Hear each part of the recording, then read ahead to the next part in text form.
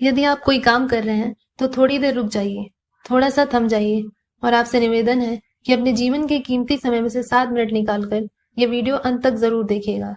आज आप अपने आप से एक सवाल पूछिए, क्या आप as an Indian proud feel करते हैं? क्या आपको इंडियन कहलाने में सचमुच गर्व होता है?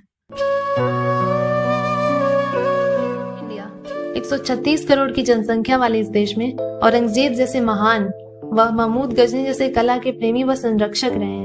ऐसा हम नहीं, इस देश की मीडिया और यहाँ की 7th की हिस्ट्री की किताब बोलती है।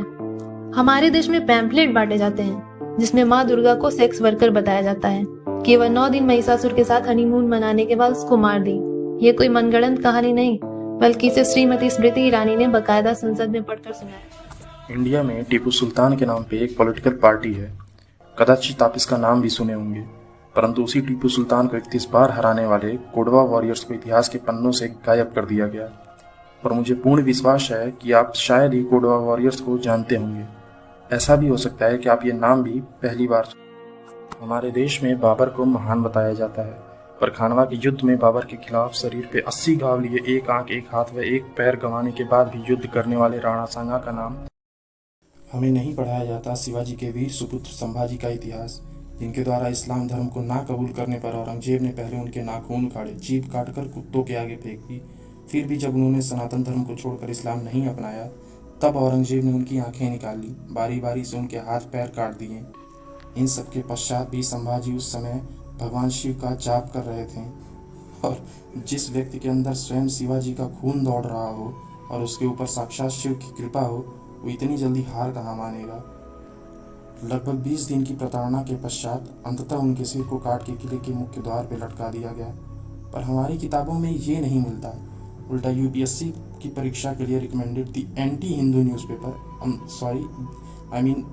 न्यूज़पेपर औरंगजेब की छवि सुधारते फिरते हैं। इसी डरपोक, कायर व नपुंसक जैसे औरंगजेब ने जब काशी विश्वनाथ मंदिर पर आक्रमण किया तो महादेव के भक्त नागा साधुओं ने साक्षात काल का रूप धारण करके ऐसा त्राहिमाम मचाया कि औरंगजेब परास्त हो गया, वह वहां से भाग खड़ा हुआ। पर धन्य हो हमारे इंडिया का इतिहास व इतिहासकार, जिन्होंने हमारे देश को लूटा, हमारी संस्कृति को नष्ट किया, हमारी बहन बेटियों का व्यापार किया, उनका बलात्कार किया। हमारे इतिहास में उनका ही गुणगान मिलता है। विडंबना ये है कि आज इनके नाम पे रोड व एयरपोर्ट बनाए जाते हैं, क्योंकि यहाँ तो सेकुलरिज्म है और हम सेकुलरिज्म ऐसी बीमारी है जो सिर्फ हिंदुओं के लिए बनी है। सेकुलरिज्म के नाम पर ब्लैक पैंथर मूवी से ग्लोरी टू हनुमान सीन को गायब कर दिया जाता है। एक्टर धनुष के स्टेटमेंट से ओम नमः शिवाय हटा दिया जाता है। इस देश में सिर्फ मंदिर गवर्नमेंट के कंट्रोल में आते हैं। मस्जिद और चर्च पर उनके अपने आकाओं की हुकूमत चलती है।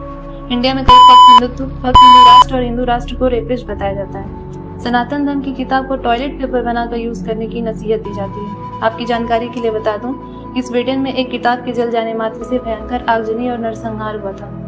ग्रेटा थनबर्ग स्वीडन की ही रहने वाली है, पर इस घटना पर ग्रेटा दीदी ने चुप्पी साध रखी थी। लेकिन भारत में किसान बिल आएगा या नहीं, जेईई नीट की परीक्षा होनी चाहिए या नहीं, ग्रेटा दीदी ये जरूर बताएंगे।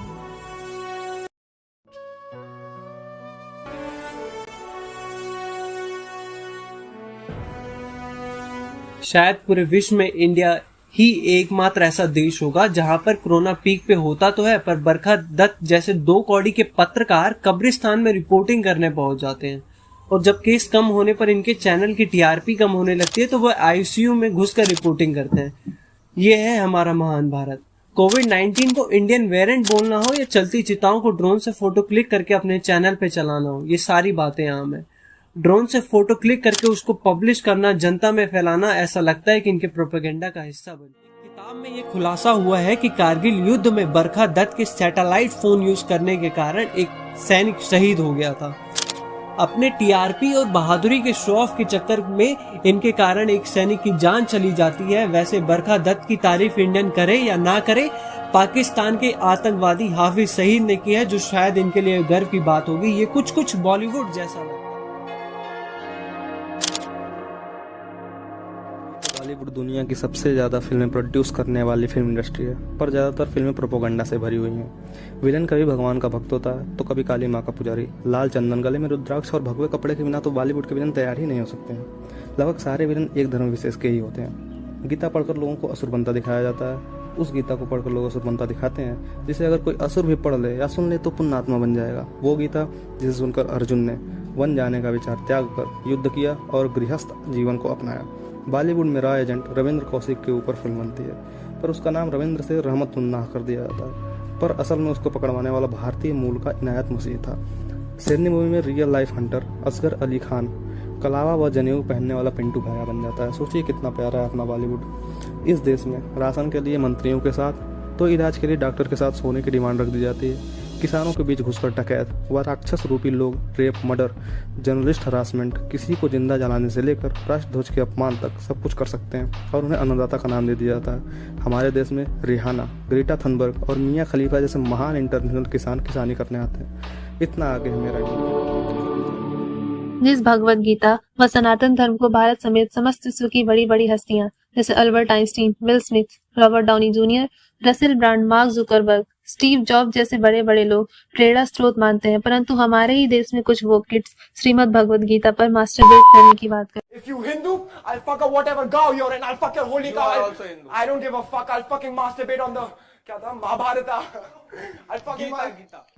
है ना अजीब सी बात, और हम सभी लोग इन सारी बातों को इग्नोर कर देते हैं। जाने दें। जरा सोचिए, यदि इसी तरह हर रोज तथ्यों का फेरबदल हो, इतिहास की घटनाओं को उनके उलट पेश किया जाए, तो क्या हमारे मन में अपनी ही संस्कृति, देश व इतिहास के प्रति हीन भावना नहीं आएगी? खैर, हम तो इन घटनाओं से फिर भी अवगत हो जाएंगे, पर क्या आने वाली पीढ़ियां इस बात को जानने व समझने में सक्षम होंगी? क्या वे स्वयं को इंडियन कहलाने पे सचमुच गर्व करेंगी?